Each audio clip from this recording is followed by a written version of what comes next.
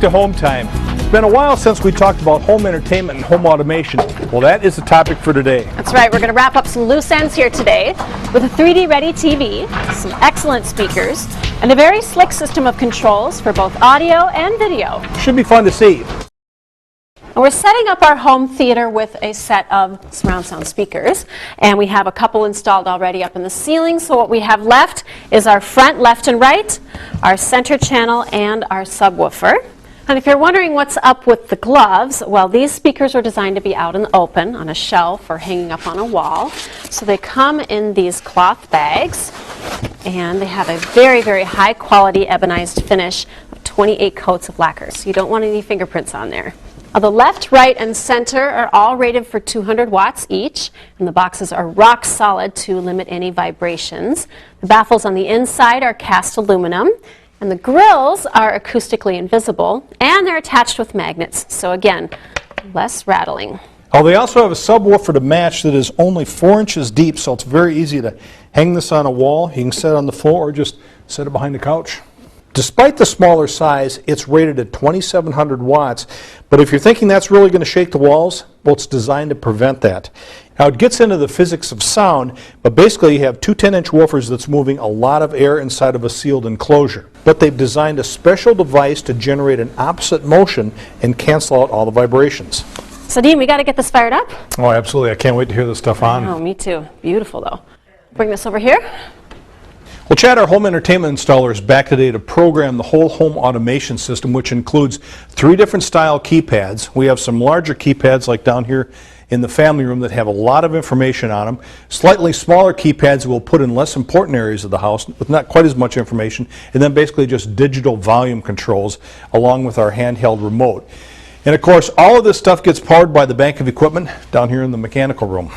So Chad, if you could step us through all the equipment here. I know it gets a little complicated, but show us these are more than just fancy boxes to impress your neighbors when they come over and check out your thing. So this is all the source equipment up here, right? Yep, there's a satellite with a DVR, another satellite with a DVR, a Blu-ray player, and this box here is actually 2 AM, FM, and satellite radio tuners built into one chassis. Okay.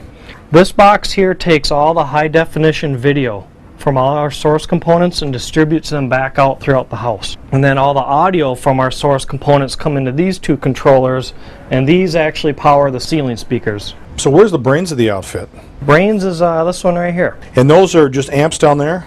Yep, this one here is actually an amplifier for the subwoofer in the theater. This powers just some auxiliary rooms that have volume controls in them. And this is strictly for the home theater? Yep, but this takes all the digital audio and decodes it into 5.1 or 7.1 surround. But of course, all this stuff has to be programmed, right? Yep, everything needs to be programmed yet. And you're doing all that in your handy laptop here? I can do that all from my laptop. We actually talked to just the HC6 controller back there. And one thing that's different about the G system versus a lot of other systems is I program everything into the controller. And the controller holds all the information in little bits and pieces that emulate back out to the keypads. So that's for all the keypads as well as our remote acts the same way then? Yep, they all act the same way. Interesting, yeah, that is different. Yep, works really good though. Well, Chad has some of the other home automation running, so we thought it'd be kind of fun to have Thomas Ondove come over and just kind of step us through some of the keypads here. So this is one of the bigger ones we have in the house, right? Yes, and it's a perfect location in a kitchen, family room area like this where there's a lot of traffic and there may be multiple users. And what we've got on this page is home, media, messaging, and video. And we can start with home. You know, you're running out the door, you need to know if you have to grab an umbrella or not. You can also do your heating and cooling and security on this. Absolutely. Too, right? You know, this is capable of running the entire household. Look at your calendar to see if there's anything on it. So let's head through the media ones. Well, what's fun is that we go here, gives us immediately to a satellite choice. But if you wanted to look at what those sources are, we go to our source button on the right side here. We just touch that once, and here's all of our sources. And this is a list of the sources that are available not only to this zone, which is the kitchen mudroom, but it's available to all those other zones. But here you've got his and her radio stations. We've also got iPod dock, which is nice, so you can use one, and it stays there permanently, or as the kids come and go, or you've got a friend that comes over wants to play some music, you can just pop that into the dock. Well, the beauty is you can also bring up a television on each one of these screens. Yes, it is a full video display. Yeah. For instance, if we want to look at the cameras that are outside, that's one of our sources. Yeah, let's look out the front one, see what's going on. There you go. Look at Bucky and Lenny. Man, They're working hard. Oh, boy. Here's a television image of live videos, and we can turn on televisions not only in this location but in others. Now, obviously, there's a place for a smaller touchpad, so how does this relate to the larger one? Primary importance is continuity. When you look at this, you're going to get much the same display. Here's our daily weather report. Here's our sources. We'll go to iPod dock. There's our play tunes. Go to our sources again. Radio. We can do faves. Here's our favorites.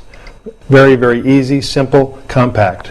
And then our iPod dock, of course, is held in this area right here. Yeah, it's nice to have the iPod near the computer. It could be anywhere you want it to, but because you're going to be, oftentimes taking it out of a gym bag or out of your pocket, it's nice to be able to just drop it in right here, go to your computer, download your music. Very convenient. So the last thing I want to look at is that remote we have downstairs. That's Absolutely. a pretty slick deal. I know, isn't it? Well, Thomas, here is the handheld controller. See, that's kind of a nice little thing. The guys just finished programming a couple I days know, ago. isn't it lovely? Yep. Really lightweight, comfortable, thin, rechargeable. Here is the familiarity of the screens that we were talking about, the one in the kitchen and the office that we looked Recognize at. that. Yep, all the same. We're actually able to go to the media selection, hit this button, and here are our sources just for this television down here. We'll go to his satellite. We'll go to guide. We're going to watch a movie. It's movie night. Go to our player. Brings up the players menu. If there's a disc in there, we can go to play immediately. We can go to the internet selection on the Blu-ray player, and we can get streaming content, which is really nice. Yep. So it's about getting that information managed in a way that everybody can use, and it's icon-based, which we like because it keeps things simple. Steve, you've been watching these